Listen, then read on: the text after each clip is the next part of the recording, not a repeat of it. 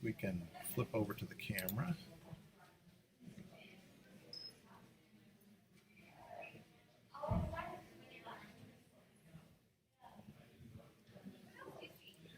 Okay, and then we're going to go up to the podium.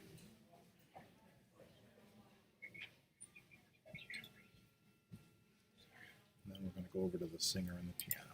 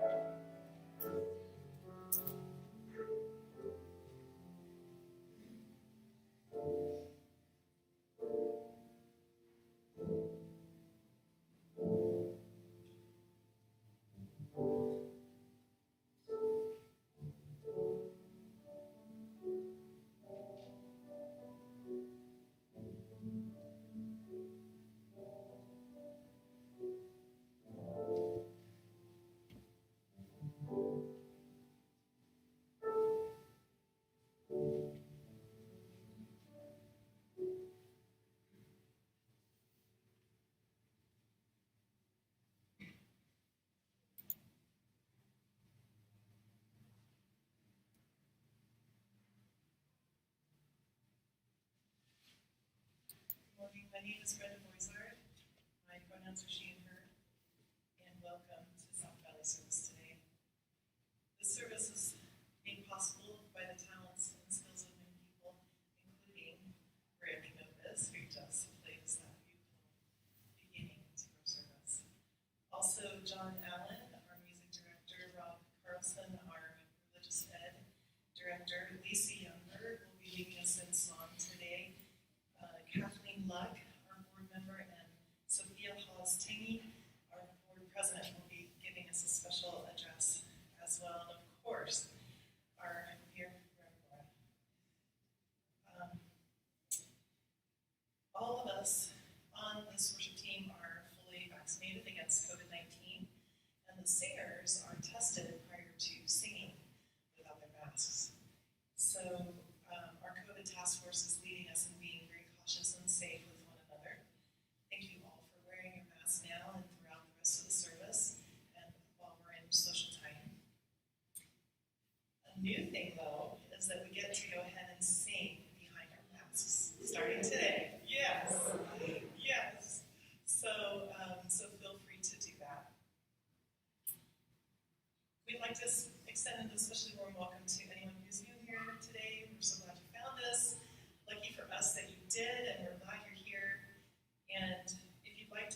us more, we encourage you to fill out the connection card via the online form that is part of hopefully what you saw with your phone and downloaded the orders of service.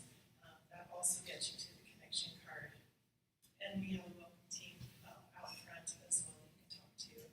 And a pastoral care team for those times that are difficult.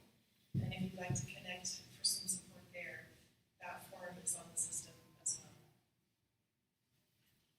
We have a religious exploration program that meets on Sundays, and I'm really jealous because I'm going to meet outside in the backyard today.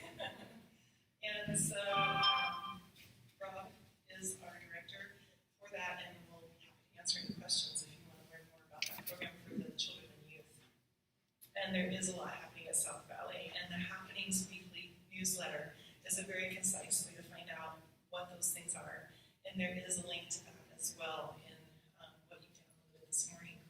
We do have a couple of folks that I'm going to call up to do some announcements, and Rob is the first one. If you'll come on up, Rob, and tell us some things going on with the youth.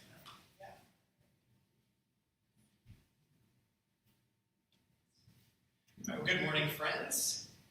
As Brenda mentioned, my name is Rob Carlson, and I'm the Director of Religious Exploration here at South Valley, and my pronouns are he, him. I just wanted to take a moment to let you all know about some of the activities and events coming up for our RE program.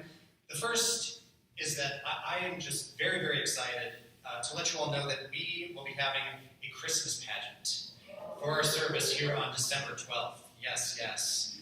Lemony Snicket's The Latka Who Couldn't Stop Screaming tells the tale of an irate Latka at Hanukkah who escapes from being cooked in a hot frying pan. He runs into various ill-informed Christmas symbols who learn about the customs of Hanukkah. So friends, it's going to be so much fun. All of our kids and our youth are invited and encouraged to participate.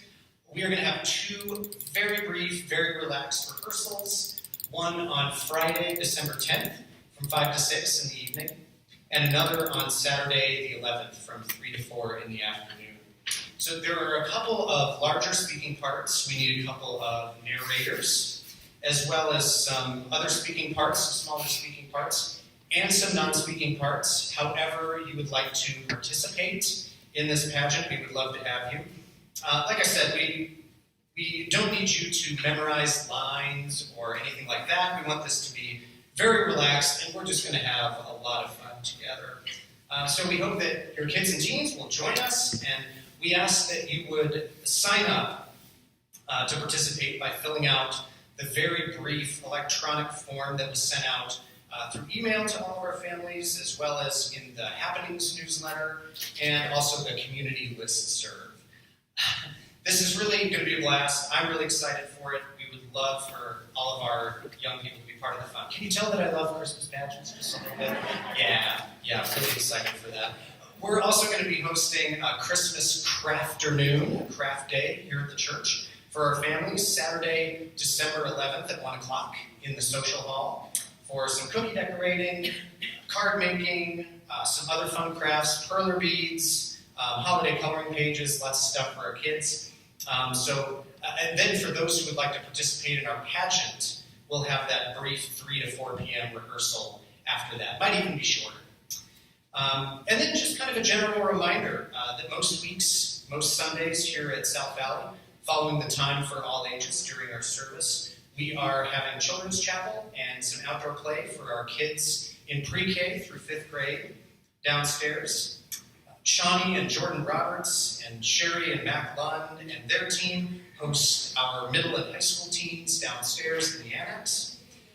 And lastly, Grace and I, our Religious Exploration Associate, Grace Burns and I, just want to thank all of our wonderful volunteers who serve our RE programs and help make all of our events such a success. And also to all of you, our congregation, for your support of all of our ministries with our young people. So much love to all of you. Thanks. Dana, come on up, please.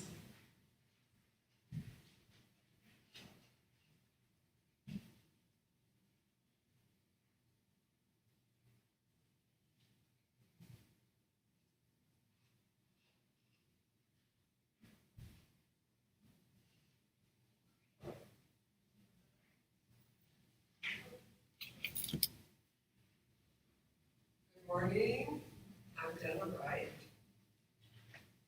I'm involved with UUSC, which many of you know is our Unitarian Universalist Service Committee. It's the human rights advocate, activist arm of our denomination.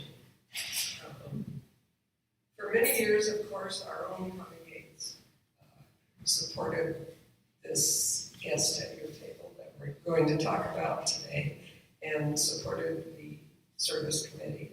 And I helped her the last few years, and now I'm bringing this to you this year.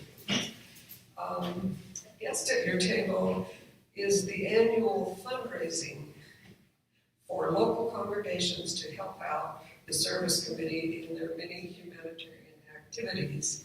This year's theme is meet.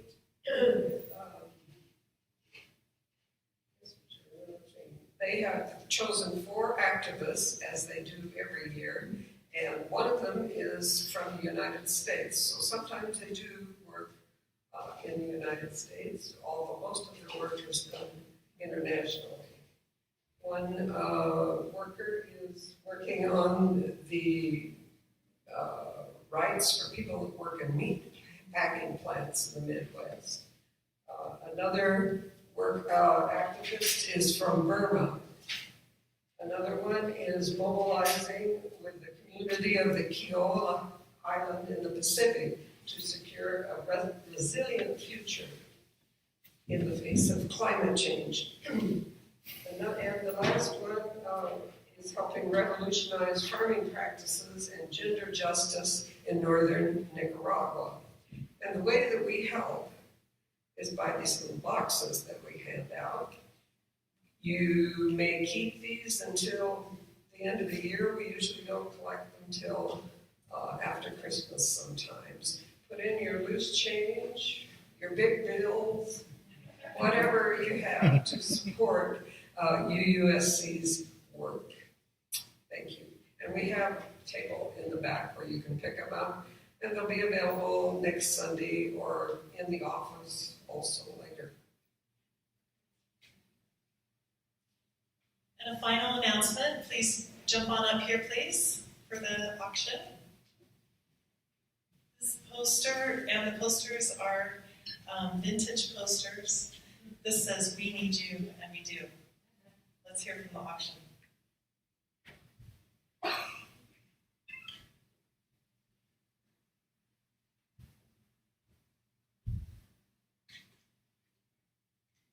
Whoa. Marilyn, is that you? That is an out-of-this-world look. Thanks, Laura. I'm hoping to really stand out at the auction. Is that it? Well, you shocked me. Can you believe it's already the week of the auction? There's so much to do here at church to get ready. Absolutely. I'm jetting over to look at all the items for the silent auction over here. Have you bought your tickets already? Not yet. I find your lack of preparation disturbing. I haven't either. I need to Well, buy. I'm going to buy from Kristen May and back in the sanctuary today. Are you picking up your goodie bag? It has star-themed things to eat, things that glow, components for the games we'll play during the auction. In short, everything you need to get you into the theme of this awesome event. More than just that, it helps connect all of us out there across the galaxy, attending the party on Zoom. That's far out. And you know what else connects all of us across the galaxy? You mean the cocktail kits for purchase? You know I do. I think I'm going to try both the Galaxy Mule and the color changing strawberry. So I can rock and roll all night. And party every day. Speaking of which, I have a friend who isn't here at church today. Yeah, that's you. If they buy their tickets online, when can they pick up their goodie bag, and will they still be able to see the silent item auction items in person? Next Saturday, the day of the auction from 11 to 2 p.m., 11 a.m. to 2 p.m., with just enough time to get ready for our crazy, crazy night. Getting in a costume? Or picking up the perfect Zoom background for a star child. There's already so many great events and items to bid on this auction. Puzzles, games, jewelry, babysitting, dinners, weekend getaways, wine, a cross-country ski lesson, a tarot card reading, and so much more. But don't forget that you can bring donations today, too. I'm going to try to win some awesome parties and prizes this year. Do or do not. There is no trying. Good point. I was made for winning things. I'll be here next Saturday to pick up my prizes after the service until 1 p.m. Just remember, Marilyn, this party is bigger than just parties and trinkets. It's bigger than rock and roll. It's bigger than the Force. Right, because this party is about fundraising for our church and our community. Help us, South Valley.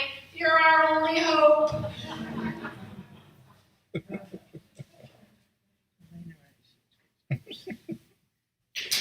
Awesome. I didn't know who Marilyn was when she came in today. Remember a KISS. We have a newcomers get-together right after church today as well, and with Laura, our resident lifesaver person. And next week is bread communion, and if you want to donate bread for that, please reach out to Cindy Martin. Also, just to say that these beautiful crystal things up here are part of the auction, so yeah. Let's light our chalice. We invite you to stand in body, mind, or spirit as we say our chalice lighting words, and we can use our actions. And we have awesome. So go ahead and light it, and then we'll say words.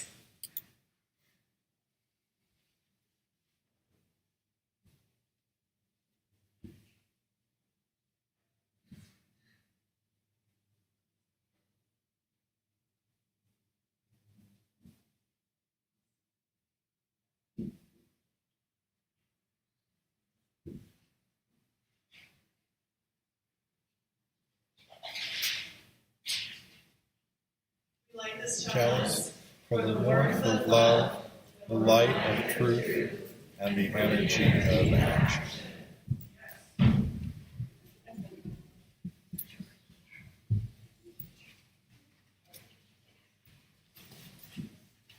free to stand up for our fans. It's kind of exciting that we're actually speaking today. Of course, with our mask on, our gift is to keep my heart.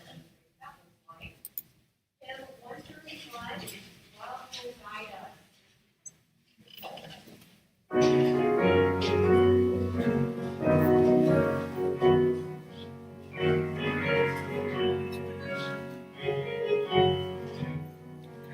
Love will guide us, Jesus guide us, hope inside us, really the way, on the road long, free to be.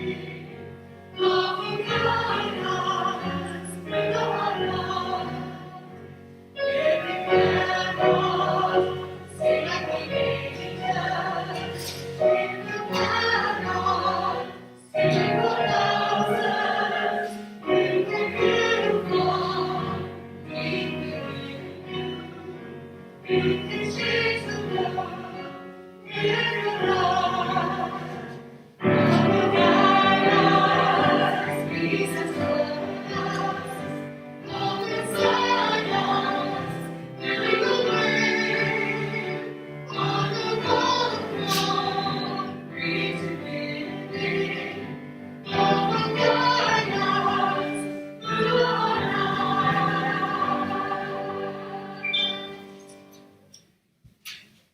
Thank you. Very good.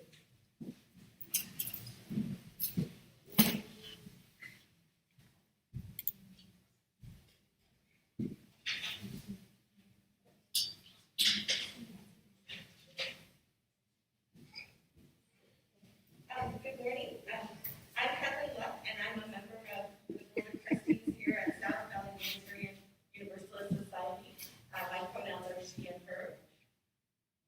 Come, whoever you are. You are welcome here. No matter your age, your size, oh sorry, color of your eyes, your hair, your skin. You are welcome here. No matter your gender, whom you love, how you speak, or whatever your abilities, you are welcome here. You are welcome here whether you come with laughter in your heart The or mic tears in your really eyes. pointed on. You are There's welcome nothing I here. could do. No matter what you've experienced in the past, no matter what awaits you in the future, you are welcome here. Whether you believe in God all of the time, some of the time, or none of the time, you are welcome here. This is a community of open minds, loving hearts, and willing hands. You are welcome here at South Valley Unitarian Universalist Society.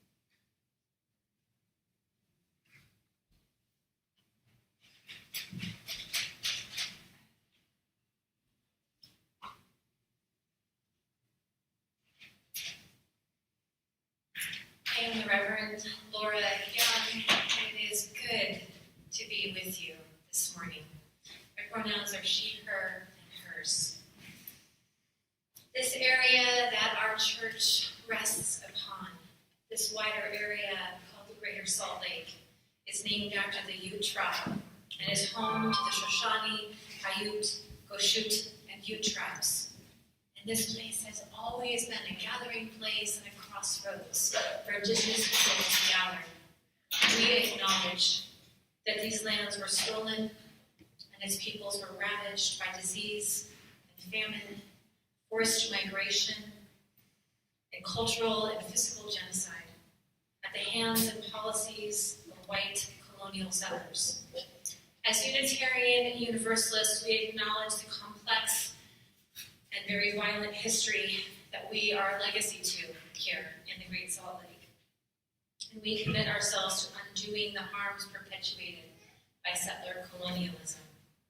We are all called to be members, remembering again and again that the stories we tell matter. Our stories, your story, the stories of the Native peoples who are still very much in this land. It is through this storytelling that we will begin to undo the historical harms and set ourselves on a new path where there's healing for the whole of the world. Until that day, when that vision can be realized, our call is to walk in solidarity, to seek justice, not as leaders, but as followers. Amen. As we gather this morning in a time of worship, our call to worship is written by the Reverend Karen G. Johnston. This Veterans Day is the first Veterans Day in 20 years that the United States has not been at war in Afghanistan. Reverend Karen Johnston writes these words: as we gather this morning, let us be a people of not forgetting. Let us be a people of not forgetting. Let us practice holding collective memories that might otherwise slip into that enormous void that sucks at and corrodes any future we hold dear. Let us practice honoring truth-telling up from the past that must come fully into this now. Lest we falter and fail, lest the whole remain in pieces. Again, that theme of storytelling that will weave us back into wholeness again and again in each generation. She continues, let not our need for comfort or simplicity, for easy forgiveness or false pardon smother the heartbreak that still needs healing. Let us practice resilience with reckoning. Let us marry memory and promise. Let us dance in the tension we find there. Whoever you are, however you come to this moment, whatever your story is, let us rest in the integrity we cultivate here. Let us be partners with the possibility that emerges there. It is good to be together.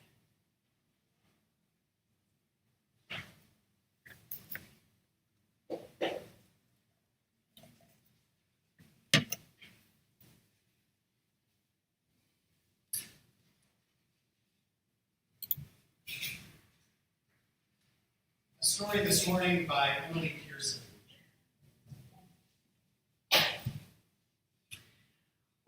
ordinary Mary was so very ordinary that you would never guess that she could change the world.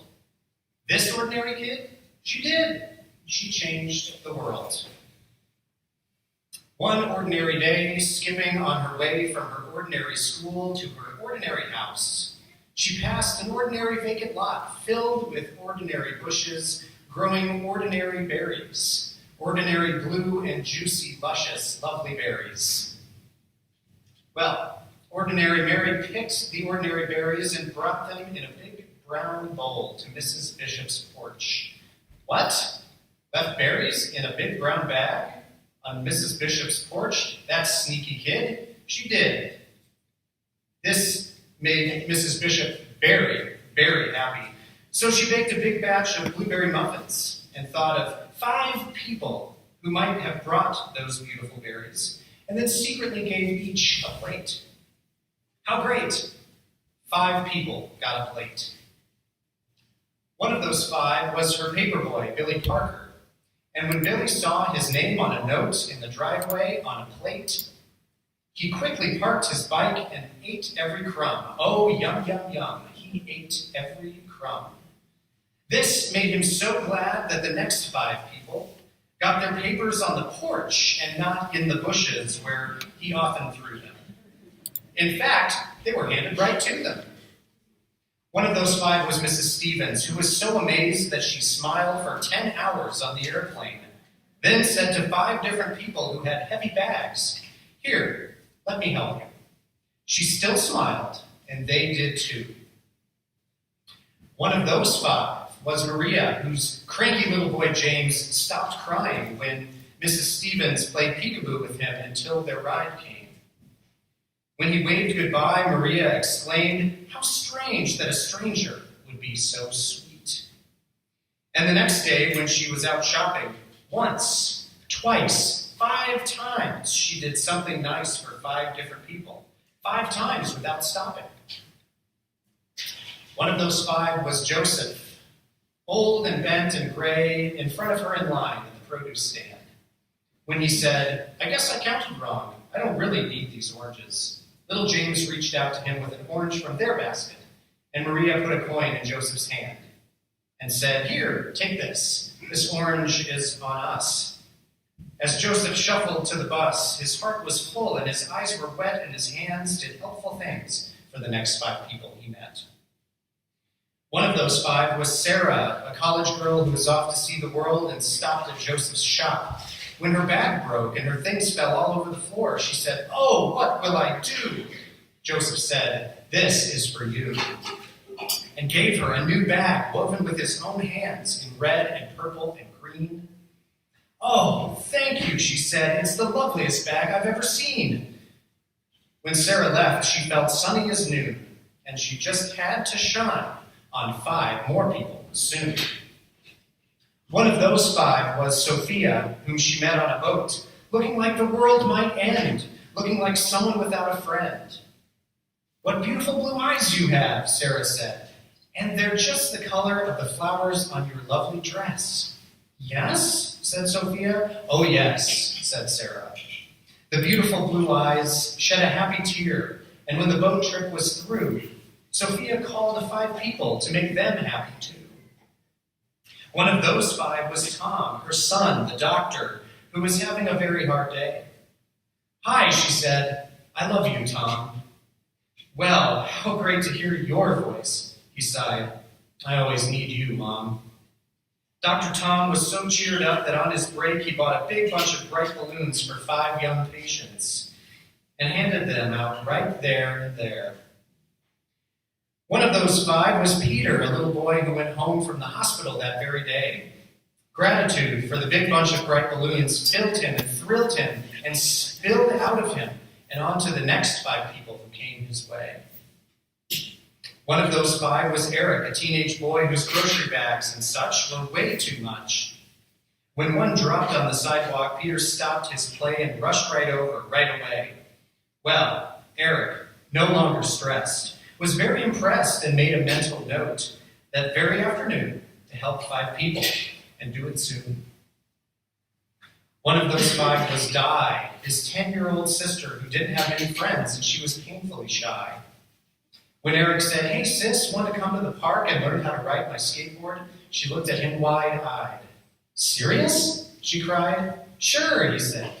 And because of her brother, Di decided maybe she could be a friend to another 5 others. One of those 5 was Louise, a houseless woman who lived under the trees. She could hardly believe her ears when she heard Di say, "May my brother and I buy you a hot dog and a drink at that stand over there?" Could it be true? Someone actually cared? Cared enough to give her food and a smiley-faced ring that was practically new? Louise was so pleased that she decided that even though she had nothing, she would find 5 others and give them something. One of those 5 was Mr. Taylor, who lost his wallet in the park. Louise found it, full of 5s and 10s and 20s. Oh, what she could do with all of that money. But she found his name and called his home, and over he came. He was so impressed that he offered her a job in his store and vowed to do something generous for 5 people or more. I'm really sorry. One of those 5 was Kate, a woman on vacation, who wanted to see a show she heard was a sensation. "Oh no," she said, "it's sold out. But I'm going home tomorrow," and her face filled with sorrow. Mr. Taylor held out his ticket. "I live here," he said. "You can have mine. I can go anytime." Kate loved the show and was so touched that she thought buying 5 presents for 5 people back home would really be fun. And one of those 5 presents was a little heart necklace for Ordinary Mary, her niece. And you should have seen her eyes light up in surprise. "Mary? What? Ordinary Mary?" Yes, Ordinary Mary's extraordinary deed, in its way, had come full circle, and on its way, it had changed the lives of every person. You see, when Mrs. Bishop made the muffins from Mary's blueberries, not only the paperboy, Billy Parker, but the other 4 people, too, made 5 people smile. And those 5 did, too. And after a while, in only 15 days, love was sent to every person everywhere, just to see how it went. 1, 5, 25, 125, 625, 3,125, 15,625, 78,125, 390,625, 1,953,125, 48,828,125, 244,140,625, 1,220,703,125, 6,103,515,625. And even then, after everyone had a share, and everybody knew that somebody cared, there was even love left over.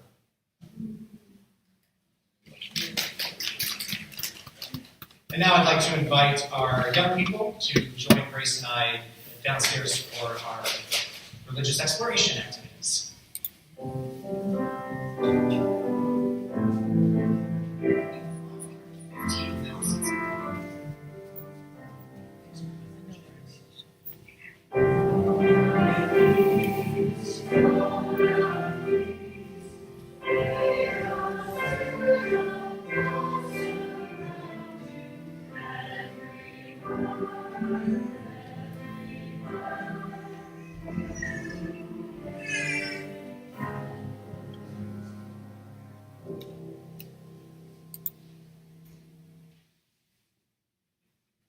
This community, our church, and its many ministries are only made possible by the gifts that we all give of our time, our talent, and our treasure. Many of us pledge monthly to support this work, and we also give gifts on Sunday. Part of our ministry includes sharing what we gather on Sunday worship offerings with a charitable organization in our community. In loving memory of Connie Gates, who was one of our founding members and a fierce justice advocate, as Dana explained, we're going to work with social UU Service Committee, Guest at Your Table program, for the next couple of months. So in addition to the boxes that we're going to put on our tables and have loose change, we're also going to share our offerings. UUSC upholds the rights of many people displaced due to climate conflict, economic hardship, and humanitarian crisis. Please give generously.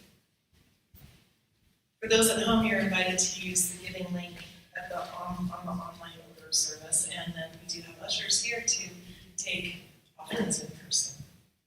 And we get to listen to music by John and Rick.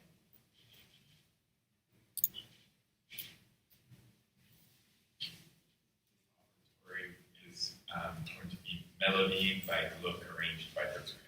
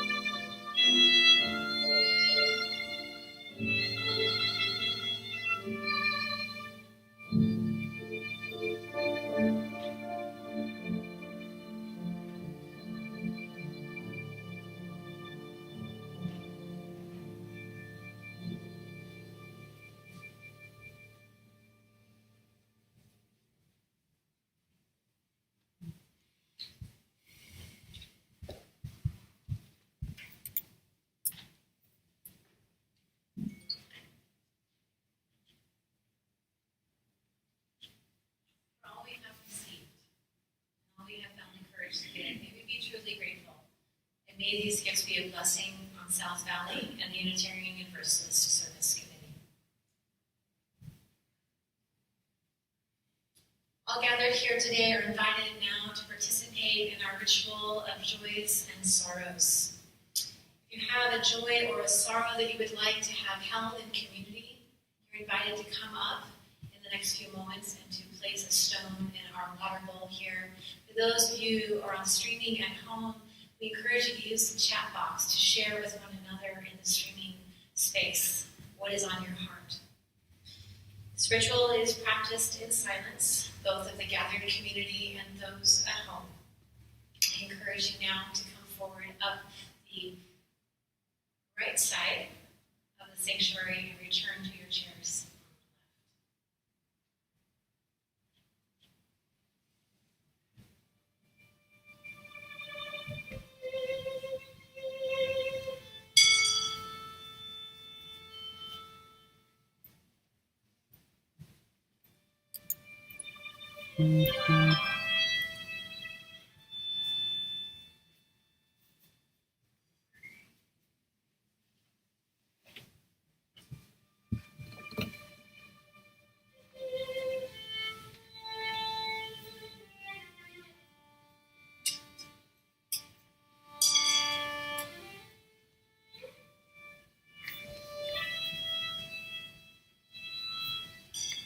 I forgot to turn chat on.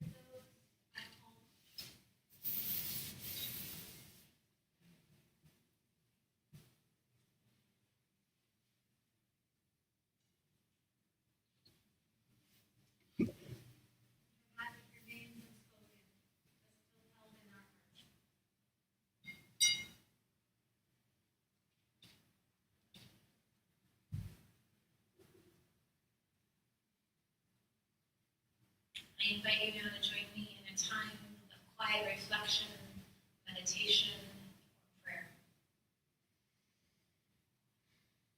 Spirit of life that comes to us in the winds from the mountains that surround this valley, refreshing us, delighting us in this season of fall that has extended joyfully into the month of November. We are reminded that it is good to be together. Comments, but not chat.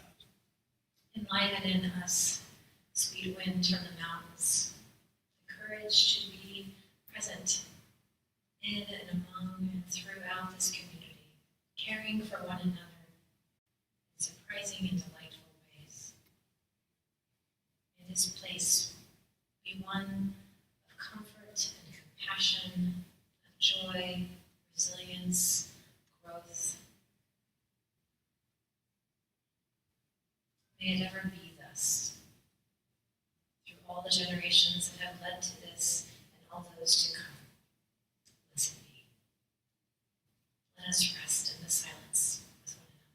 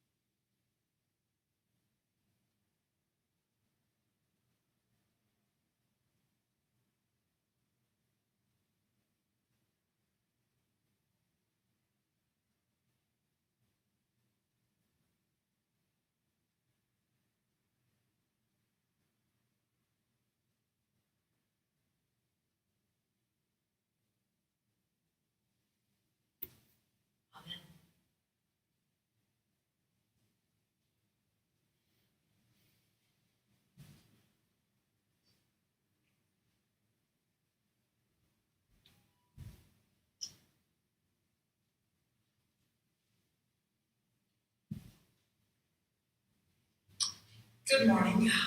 My name is Sophia Hostingy. My pronouns are she, her, hers, and sometimes they. As a Navy veteran and hailing from a family of veterans who strongly believed in serving God and country, I, like other similarly minded progressive liberals who are reclaiming our flag from an authoritative nationalist mindset, hung my flag out this last week in our new home in West Valley.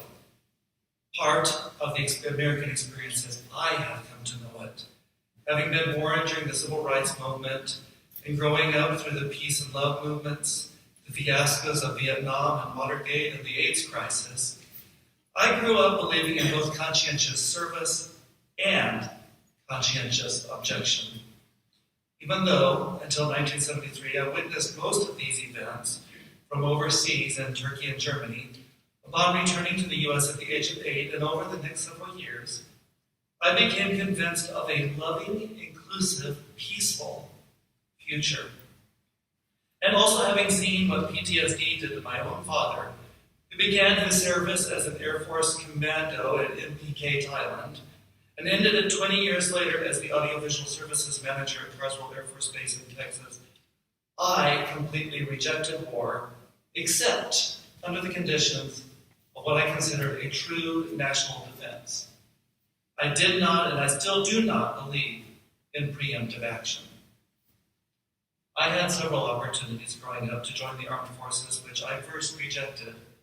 I loved astronomy, and I had a dream to be an astronaut. I wanted to be part of a colony terraforming Mars. My school counselor suggested writing to our representative, who was the Speaker of the House, about my dreams and what I needed to do to get there. To my teenage dismay, Representative Jim Wright wrote back that there was no foreseeable program to colonize or terraform Mars.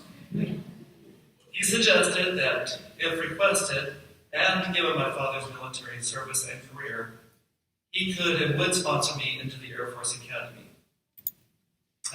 I ignored that offer. Meanwhile, I got a merit aid scholarship that covered my tuition to North Texas State University so I could study physics. Unfortunately, NTSU, which had been renamed to the University of North Texas, requires students to live on campus for the first semester, and my merit aid scholarship only covered, for the first year, my merit aid scholarship only covered one semester. So I got a student loan to pay for the first year, and I realized I needed to also get another job to cover my costs. By the time I started my second semester, I got a letter in my post office box at the university inviting me to apply to the Air Force ROTC for a scholarship because I was in the math or sciences field of study and I had a 3.8 GPA. Sure, I thought. I responded by meeting with the campus officer in charge and was tempted to do it because he assured me that yes, I would learn to fly if I so desired. So over the course of the next several days, because of my dissent to war, I decided not to pursue it. Times did not get any easier. I started missing classes because I couldn't miss work to pay for those classes, which in effect drove my GPA down over the next couple of semesters, not including, I figured I could skip a couple of chemistry classes during the summer, which were Saturday courses, and still catch up. I moved in with best friend in the second semester, and I had to get my own place when he decided he would move in with other friends. I made a girlfriend, I had trouble paying my bills, and I moved in with her. I left my job at 7-Eleven because they started asking me if I was stealing from the till, which I wasn't. In actuality, I was taking the leftover sandwiches that were being written off and eating those to at least have something to eat. So, I did what anyone else would do in my situation. At the time, we didn't have like online jobs and an internet to go to. I turned to newspaper ads. There I saw an opportunity to get free electrical and electronics part-time on-the-job training. Well, I can do this. So I dialed a number, and the voice on the other end said, United States Naval Reserve. I kind of started feeling fate at this point. So if I joined, it meant that I would only go to war in defense of our country, or if there was a genuine need. Or so I thought. I would go to boot camp and day school training, drill on the weekends for the next 6 years. I thought it was going to be every weekend, and would be eligible for the reserve GI Bill. I signed on the dotted line, and it was February, and I would ship out on August 5th, 1986 for boot camp and training in Orlando, Florida. Because I misunderstood the drill requirement, which would be basically drilling every weekend for 6 years, my fiancée was not very happy with that and broke up with me, saying that our children would never get a weekend with their father, and she couldn't handle that. I was devastated and homeless. Eventually, when my father bailed me out of jail for an unpaid traffic ticket, I went back home with my parents and helped my father out in his business where he was helping his brother-in-law maintain trailers.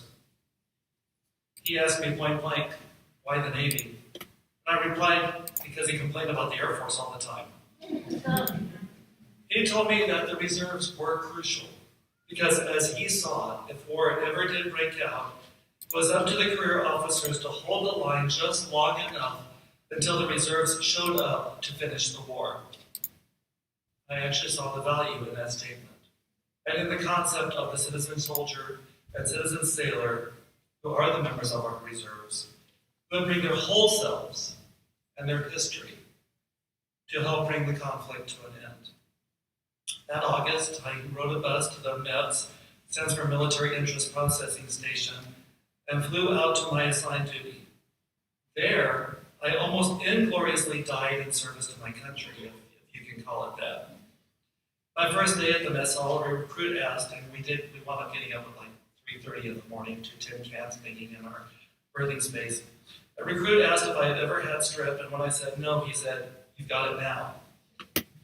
That year, there was a wave of strep throat running through the companies, and the Florida humidity did not help. Neither did the seemingly incessant marching or wading in waters when I was assigned to the scullery during my service week. I found myself almost fainting on the grinder, and when I started coughing up blood, I got permission, I literally had to ask for permission, to go to the hospital with another recruit as an escort. When I got there, the corpsman was about to send me back to my unit because my temperature wasn't high enough for me to have strep throat. The medical officer took one look at me and told him to look at my nails and my lips because they were blue, and instructed him immediately to get a wheelchair and oxygen. I had strep throat and I had pneumonia, and spent the next 2 weeks in the hospital. The crew that escorted me went back to our company to tell my company, or my commanding officer, that I was in critical condition and near death. I spent the next 2 weeks in bed fighting the infection and trying to clear my lungs. I was then reassigned to a new company 3 weeks behind the first, even though I was only out and sick for those 2 weeks. So I did my last 3 weeks of boot camp with my new company and reported to my A school, in which the next class didn't start for almost a week. I graduated top of my class, and when I was discharged from active duty to report to my reserve unit, the number of days I had served was just over 180, qualifying me, ironically, as a veteran, even though I had only been to school. Over the next 3.5 years, I worked in the restaurant industry, going to school part-time, eventually becoming a store manager for a pizza restaurant, and then being temporarily busted back down to a delivery manager, and rising up to night manager and assistant manager again. When I realized that my manager, who I was supposed to be keeping an eye on because he was suspected of theft, was wanting me to work closer to 70 hours a week. I felt that if I'm going to work that hard, it might as well mean something. So I called up the Navy recruiter, and I went full-time in November 1989, just saying I'd been called to active service. I was assigned first to a destroyer that was coming off of its last Westpac and was to be decommissioned. Those plans wound up being delayed by Operation Desert Storm. Our ship sailed to Ecuador to replace a frigate doing drug ops that was being assigned to another carrier group headed for the Persian Gulf. Knowing that implied that we could be next, we watched the news videos that were literally shipped to us from ship-to-ship transfer over high wire in our berthing lounges, describing the conflict in detail. I think most of us have seen those news events. My main duty station was outdoors on the torpedo deck, which was just below the bridge and just above the main deck at the front of the ship. I literally climbed a ladder to get there. I remember standing on the brow, which is the very point, the tip of the ship, feeling an immense spiritual protection, and watching the dolphins swim alongside the boat. I have so many other memories from that time, but I don't have time here to actually tell them to you. My second ship, when we got done getting that ready for decommissioning, was a fast frigate, which was actually assigned to the Naval Reserve. My main duty station was in the torpedo magazine, where we had 12 highly explosive torpedoes stored in chocks. We also went down south on drug operations and took midshipmen out for cruises. I've crossed the equator twice and been through the Panama Canal and back twice, which makes me 2 times a ditch-digging shellback. I was studying for my surface warfare ribbon and completed a correspondence course for Navy rules and regulation. I was 3 years in rank as a second-class petty officer, taking the first and chief exams for my rating, which was torpedoman's mate, and going to school part-time. And I had worked to get prime orders to report to tech school for the newest submarine torpedo, which was at that time was the Mark 48 Advanced Capability Torpedo. And that would have meant shore duty for life and positioned me well for the enlisted commissioning program, and I would have surely made at least chief. In November 1993, after 3.5 years of reserve and 4 years of active duty in the reserve, I suddenly realized that what I really wanted, what I really needed, was to go back to school. So I declined re-enlisting, got my second honorable discharge, went home, and went back to college. Thanks to the GI Bill and the Texas Hazelwood Act, because I did serve during wartime, I quickly got my associate's degree in IT role and had my bachelor's degree in computer science and engineering in 1997.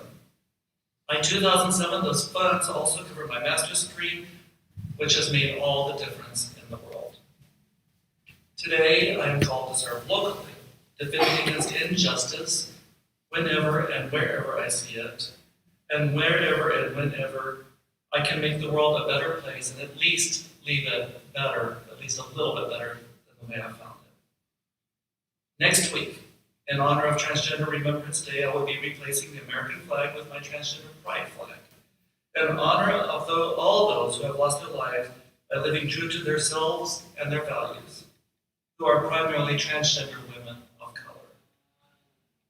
And hopefully by this time next year for Veterans Day, I plan to fly a Navy flag.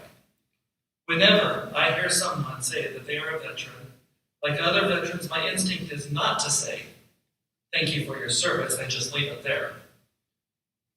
Instead, my instinct is to ask them what branch did they serve in, or where they served, and listen patiently to their stories.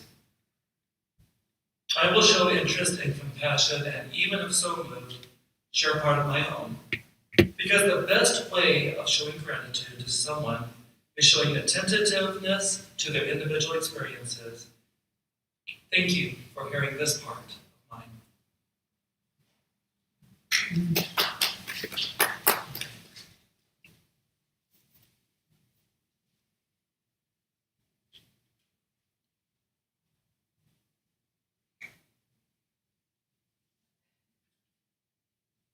Thank you, Sophia.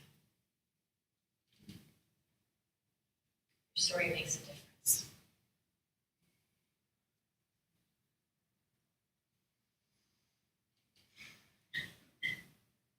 History is written by those who claim victory. It is not written by people who flee a war zone, whose houses are no more, and whose lives are displaced. History is not written by those who had no choice but to stay and endure fear and violence unlike anything they could have imagined. And history is not written by children who lose parents in war, or by teachers who lose students, or business owners who lose their livelihood as a result of political and economic conflict, that preemptive conflict. And it is certainly not written by the soldiers tasked with carrying out the work of war. History is not written by any of those folks, but it is certainly all too often written upon them and over them written in bold strokes of narratives of glory and liberation and freedom.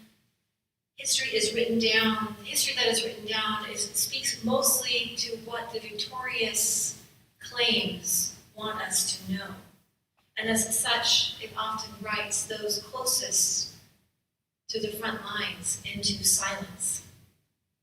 And for the returned military officer or soldier, this means that one is either seen as either successful and a resilient hero or as a tragic figure lost to addiction. And both of these tropes do a great disservice to the real lived experience of our veterans, leaving them often isolated and confused and prone to mental health crises that they are often left to navigate alone. And while PTSD, post-traumatic stress disorder, is now more recognized than it was 10 or 15 years ago, and interventions are more readily available, there remains a world of hurt that as a country receiving our loved ones back from military service are often ill-equipped to navigate and ill-equipped to help participate in the healing. For alongside PTSD, there is another deeper wound that researchers in the field of military science and PTSD have identified as moral injury.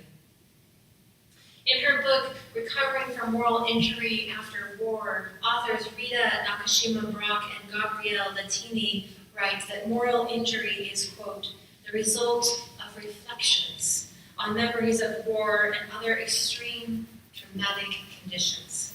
And it comes from having transgressed one's basic moral identity. Moral injury names a deep and old dilemma of war, namely the return of soldiers to home with a heart that is broken. This hidden wound of war, the consequence of violating a conscience, even if the act is unavoidable or seems right at the time, can be devastating for those that return to us, and can leave veterans feeling very much alone as they navigate their return to civilian life. Ultimately, the suffering of moral injury is grounded in the basic humanity of those who serve, of those who accept the call to be warriors. And that humanity lies deeper in them than the betrayal that they are often forced into in war. And we owe it to them as civilians and to ourselves to do our best to support their recovery. Our veterans have all too often had their stories written out from underneath them, and without a story of their own, they cannot heal. They cannot heal themselves or their families or any of us. None of us in this room thinks that war is a good answer. We are all well attuned to the futility of using violence as a blunt tool for resolving complex social, political, geopolitical, and economic crises. And yet as a culture, we cannot seem to stop participating in conflict. And we do not have an effective moral or philosophical model by which to respond to and care for those who return to us. And I think that we feel a deep shame about that as a culture. We know that we can do better. And yet, in part because it is easier to ignore than it is to confront, and frankly because we are encouraged to push it to the side. Instead of creating a moral framework that honors and cares for our warriors, we too often relegate them to the shadows, except of course on Memorial Day and Veterans Day. This collective shame lives in each of us. Whether we are ourselves a person who has served in the military, or we are a member of a family that has had members go off, or if we are a wholly civilian family. We know that the reasons that people enter into the military are multifaceted and complex, and are often driven by desire to have relief from poverty. And talking about the link between the military and poverty is similar, I think, to talking about religion and history at Thanksgiving. It's something that we all like to carefully avoid. And yet avoidance is again an ineffective response to helping to resolve these cycles that perpetuate and marginalize our veterans. This is why when Sophia says she never says, "Thank you for your service," I would ask us also to break ourselves of that habit if we have been in that habit. As it acts to suppress a story, and it does not support healing of ourselves or our veterans. Researchers who talk about shame as it relates to cultural phenomena such as military service tell us that individual and collective trauma collects in our psyches over time and is passed from generation to generation. And as we each experience events and traumas as individuals and our families of origin and in our personal experiences, these feelings continue to collect. And one metaphor that's brought forth from shame researchers to talk about that is it's like it's a backpack. And I think about the heavy, heavy packs that our military servicemen and women carry as they go into battle. And these packs, when they come back, they take these packs off. And yet, so often, even though that physical pack is removed, remains a great weight upon them. Over time, this backpack can get pretty heavy, and it brushes up against us. And anyone who pushes against that can get a really strong reaction. But there is a way through. It's naming that process. Naming that sometimes we don't know what to say or how to say it. That we don't know what it is that will cause harm. But I think that we all know also that simply sitting and someone for their story is a great first step. This might be the way through that collective trauma that we are all carrying. When I thought about presenting this sermon and this service to you today, I found myself very nervous. I've never given a sermon about veterans or Veterans Day. I didn't think I had anything to say. And I realized it's because I am so darn afraid of causing harm to another person. And I wondered actually if once I put it in happenings, if anyone would actually show up. But you did, so thank you. Because you see, when I was a child in school, war was presented as inevitable. From my Euro-American-centric education, the Revolutionary War was simply presented as a fight for liberation from an oppressive monarchy. The Civil War was the liberation of slaves. World War I had something to do with the Ottoman Empire, and World War II protected us from the Nazis. The genocide of Native Americans was reduced to the Trail of Tears, and slavery was the fault of the South. And everything that occurred after 1945 up into the present, which when I was graduating from high school was the early 1990s, was mentioned in the last 5 days of the school year. And this completed my standard American. I see people nodding. We spent a lot of time on the railroads, like months and months on the railroads, and 5 days on Vietnam to the present. As a result, I exited high school unequipped to navigate conversations about Desert Storm, which was ramping up in my senior year of high school.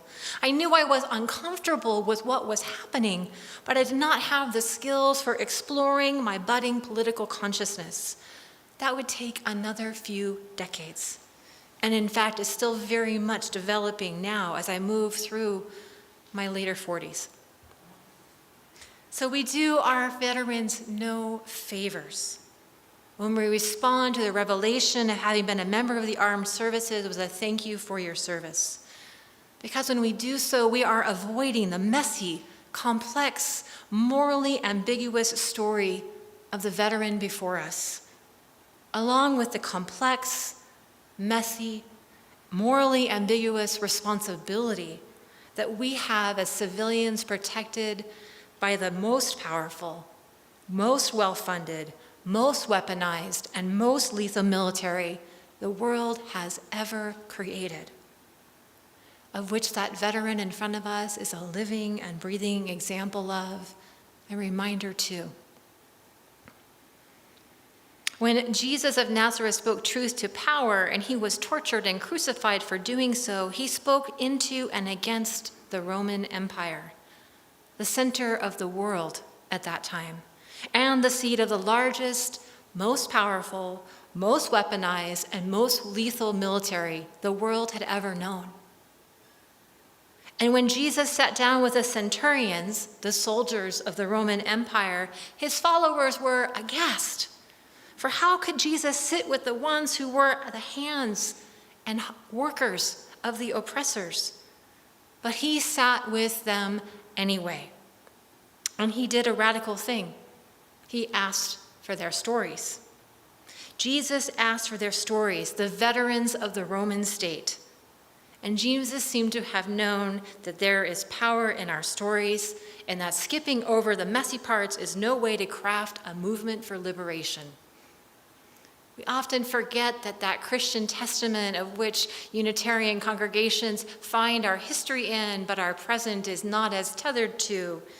We often forget that testament is a series of stories shared in a context similar to our own, and that we too live in the heart of an empire, which seeks to accomplish its geopolitical goals at any cost, but promises us that it is only this one time and necessary for the good of us. When we shy and shun away from the stories of our veterans, we participate in maintaining that narrative rather than upending it. Rather than upending it so that we might be able to touch that vision of a peaceful world that Sophia alluded to. We are called as Unitarian Universalists to be lovers of truth and faithful upenders of narratives for liberation and for justice. And that means we need to continually develop and sustain our capacity for listening to the stories which are the most uncomfortable for us to hear, the stories of those who are on the margins. We can learn again to see the veterans among us as fully human, vested with power and dignity, and begin then to shift the narrative of loss or lack or discomfort or anxiety to one of empowerment, resilience, and change for the betterment of our society as a whole. Our veterans know firsthand the importance of avoiding conflict. It is time to let them lead us to create a more just and sustainable world. The warriors know, and the warriors can lead us through this, but we have to let them speak, and we have to learn to listen. So let's now, in the days to come, commit ourselves to listening to the stories, for asking for the stories, and for listening to them, in service of the liberation of the whole and the healing of those of us who are returned to us. May their hearts find rest in this day, and may we all be called to a greater wholeness in our humanity. Amen.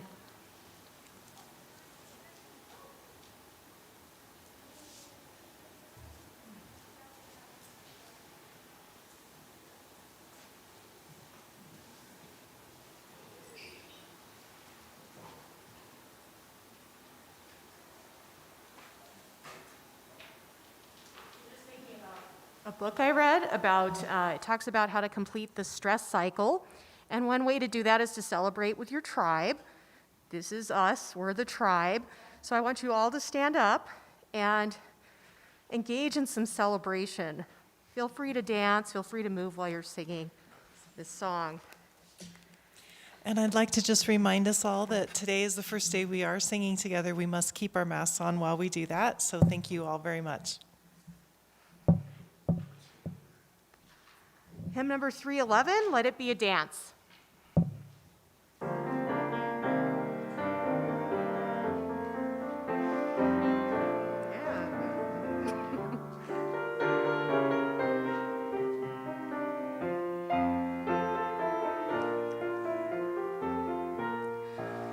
Let it be a dance we do. May I have this dance with you. The times and the bad times too. Let it be a dance. Let a dancing song be heard.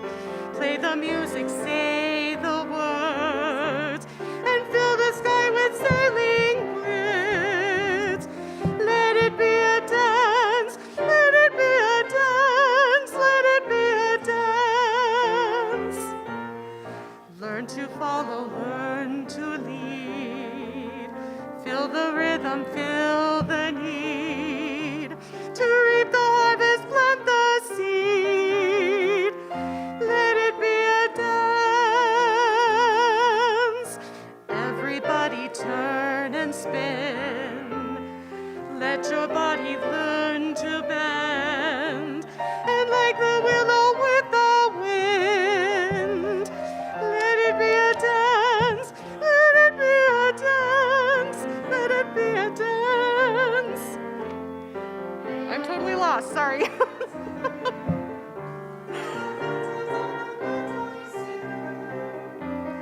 Let it be a dance, let it be a dance. Morning star comes out at night. Without dark there is no light. If nothing's wrong, then nothing's right. Let it be a dance, let it be a dance.